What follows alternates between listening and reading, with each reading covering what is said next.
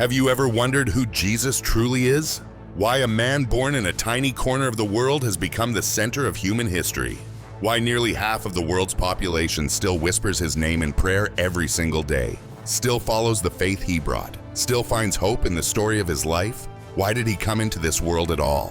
What mission was so important that he would leave the glory of heaven and step into a world of hardship, danger, and sorrow? What purpose was great enough for him to accept the cradle, the cross, and everything in between? This is not just a story from ancient pages. This is a journey that has shaped empires, touched countless hearts, and changed the destiny of mankind. And today, you and I will walk through it together, from his miraculous arrival to his final breath, and then to the moment the world gasped at his return to life. So stay with me until the very end of this video, because once you understand how he came into our world and why he never truly left, you may never see his story the same way again. Let's discover together how this Jesus came into the world and what happened to him. Long ago, in a quiet village tucked between olive trees and whispering hills, lived a young girl named Mary. She was no princess, no noblewoman, no keeper of great secrets. She swept her small home at dawn, carried water at noon, and sang soft songs in the evening with a heart as gentle as morning light. Yet heaven knew her name. One night, when the world lay wrapped in silver moonlight, a shimmer filled her room. It was not wind, not fire, not dream. A traveler from the realms of light appeared, the angel Gabriel, glowing like dawn rising through a curtain. "Mary," he said, and her name sounded like music. "You are chosen to carry a child who will bring light back to the world." Her breath trembled, her heart fluttered like a bird held between fear and wonder, but she whispered the bravest word ever spoken. Yes. Far away, Joseph slept under the quiet stars. A dream opened before him, an angel touching his heart, telling him not to fear, telling him that the child was from God, telling him that he would be the protector of a miracle. He woke with a courage he did not know he had. Soon, a decree echoed across the land. Everyone must return to their ancestral town. And so Joseph took Mary, heavy with the promise of heaven, on a long journey toward Bethlehem, through forests that hushed when they passed, through fields where the stars shone brighter as if watching over them. The night they arrived, the world seemed too crowded for a miracle. Every door was shut, every room full, every window glowing with warmth that wasn't for them. But miracles do not wait for invitations. An old man offered a humble stable, where the warm breath of animals softened the cold air. There, among hay and moonlight, Mary brought forth her child. No trumpet sounded, no king bowed, only a newborn cry, small, fragile, yet powerful enough to stir the edge of eternity. And heaven could not stay silent. A star rose high above the stable, brighter than any ever seen. Angels filled the sky with songs that wrapped around shepherds on distant hills. "Do not fear," they sang, "for joy has entered the world." And the shepherds came running, hearts pounding, eyes wide, to kneel before the child who would one day lift the world. This was the night when heaven bent down and kissed the earth. This was how Jesus began his journey among us. Nazareth was a small place, the kind of town where everyone knew the sound of each other's footsteps. Children played between dusty paths, mothers ground grain at sunrise, and fathers returned home with hands tired from work. Yet in this quiet corner of the world, something extraordinary grew. A child whose very presence seemed to soften the rough edges of life. Jesus was unlike the other boys, though not because he tried to be. He laughed with them, ran with them, climbed rocks with them. But when he laughed, it felt as if sadness itself paused to listen. When he touched a wounded bird, it fluttered back to flight as though reminded that wings were made for hope. When he looked into someone's eyes, even the weary felt seen, truly seen. Mary watched her son with wonder. Joseph, steady and gentle, taught him how to shape wood, how to smooth splinters, how to turn what was broken into something useful and beautiful. Jesus' hands grew strong, but never harsh.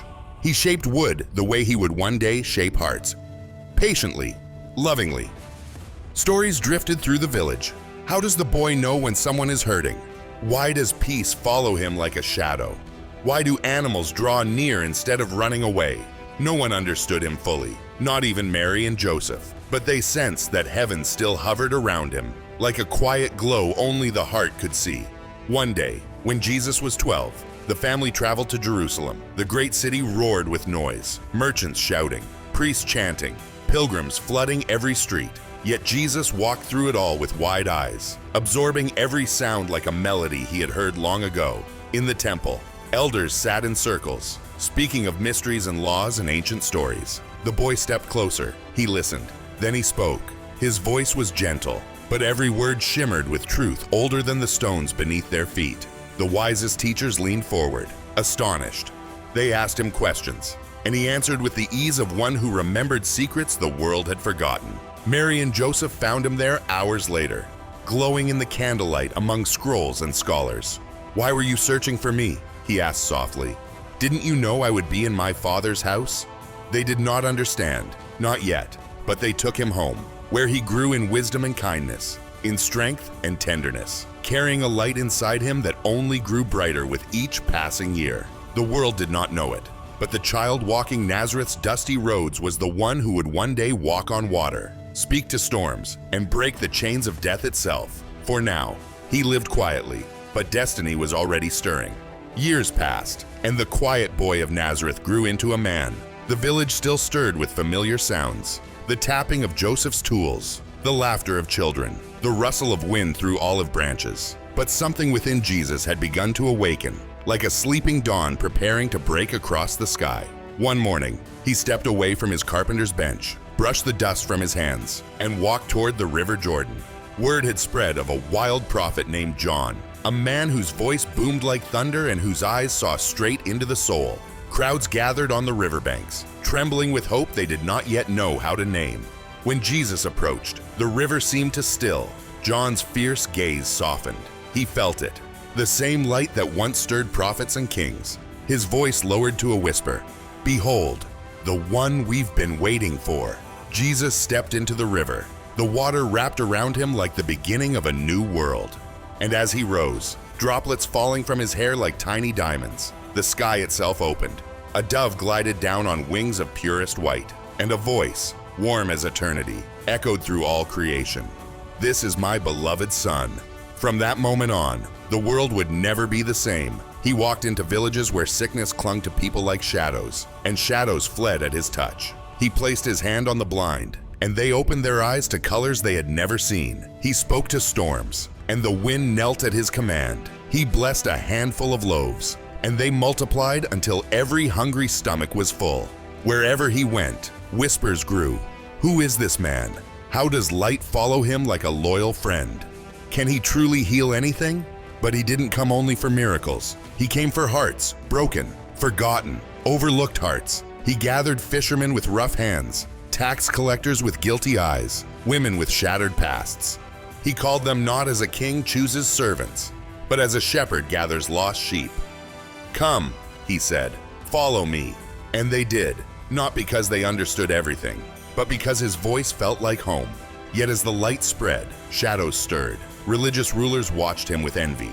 Political powers watched him with fear. Some hearts softened, while others hardened like stone. The journey toward his destiny had begun, and the world held its breath once more. But wherever great light appears, shadows awaken. As Jesus walked from village to village, healing the sick, lifting the broken, and giving hope to the forgotten, whispers began to swirl in darker corners. Men with cold eyes watched from behind temple pillars. Leaders who feared losing their power clenched their robes a little tighter. Even some who once admired him now spoke his name with unease, as though it carried a threat they could not explain. Yet Jesus continued his path with calm steps, like a lantern moving through a deep forest. He spoke of forgiveness that startled the proud. He spoke of love that unsettled the hardened. He spoke of a kingdom not built with stone, but with transformed hearts. And the world did not know what to do with him. Among his own friends, a storm brewed quietly. Judas, whose eyes often drifted to coins that glittered like tiny promises, began to tremble with confusion. He loved the teacher, yes, but fear and greed whispered to him at night, curling around his thoughts like dark vines. Meanwhile, crowds grew larger. Some followed him to find healing. Some followed from curiosity. Others followed with the secret hope that he might overthrow kingdoms and crown himself king. But Jesus walked a different road, one that led not to a throne, but to a cross he had already accepted in his heart. Then came the night of the supper. a room glowing with warm candlelight, bread broken like fragile peace, a cup lifted with trembling sorrow. Jesus looked into the eyes of those who loved him most, and even into the eyes of the one who would betray him. Yet no anger flickered in his gaze, only a sadness too deep for words. Later, in a moonlit garden filled with olive trees, he prayed alone. The earth was silent, as though all creation sensed something terrible approaching. His tears fell like drops of night rain. His heart carried the weight of every sorrow ever born in the world. Torchlight suddenly pierced the darkness. Soldiers marched in. Judas stepped forward with shaking hands. A kiss, soft, quick, and heavy with regret, marked the beginning of the end. Jesus was taken, bound like a criminal, though his hands had only healed, dragged through cold halls, though his words had warmed thousands, accused by men whose hearts feared the very love he offered. And yet he walked through it all without resistance, as though every step was one he had chosen long before he was born. The shadows had risen. The price of love was unfolding.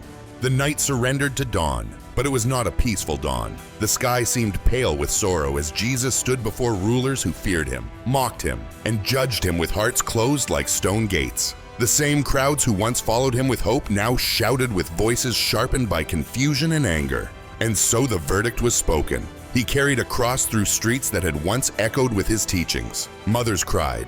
Children hid behind their fathers. Some looked away. Others watched with trembling awe. The wood scraped his shoulders, but he walked forward, step after step, as though each movement whispered, "Love, love, love." On a hill shaped like a skull, beneath a sky that darkened too early, they raised him between two criminals. Nails pierced the hands that had healed the sick. A spear pierced the side of the one who had comforted the broken. Yet no curse left his lips, only forgiveness. For a moment, even heaven seemed silent. Then the earth trembled, as though the world itself was breaking open. Rocks split. The sky wept in black clouds. The curtain of the great temple tore down the middle, because the distance between God and man was collapsing forever. And then, stillness. His body was taken down and laid in a borrowed tomb, a place carved in stone, sealed tight as night. Those who loved him felt the kind of sorrow that steals breath from the lungs. 3 days passed, each one heavier than the last. But stories like his do not end in silence. On the third morning, before the sun rose, a soft quake rippled through the earth. The stone rolled away, not by human hands, but by the gentle command of heaven. Light burst into the tomb like a victorious dawn. Angels appeared, glowing like fire wrapped in white. "Why do you look for the living among the dead?" they asked. And then Jesus stepped out, alive, radiant, unbroken. His wounds shone like jewels of triumph. His eyes carried the warmth of eternity. When Mary Magdalene heard her name spoken by his voice, her tears turned to laughter. When his friends saw him walk through walls, their fear melted into wonder. When doubting hearts touched his hands, belief bloomed like spring after a long winter. Death had lost, darkness had failed. The greatest fairy tale the world has ever known had revealed its truest miracle. The king who came as a child, who walked as a servant, who suffered as a criminal, rose as the conqueror of everything that once terrified the human heart. This was the resurrection, the moment the world was rewritten forever. And so the story comes full circle, from a quiet manger to an empty tomb, from the cry of a newborn child to the triumphant voice of the risen king. Jesus came into the world softly, like dawn touching the edge of night, but he left his mark with a love so powerful that not even death could silence it. His journey was not easy. His path was not smooth, yet every step, from Bethlehem to Nazareth, from Galilee to Golgotha, was taken for us. Now his story rests not only in ancient pages, but in the beating hearts of those who dare to believe it. But let me ask you, what did you feel as you walked through his life in this story? Did the manger touch something gentle in you? Did the cross stir something deep? Did the empty tomb awaken a small spark of hope, the kind you maybe forgot you still had? Do you see your own life somewhere inside his? The moments of darkness, the moments of breakthrough, the quiet whispers of hope that come just when everything feels lost. And one more question. Do you also long for the resurrection to come again?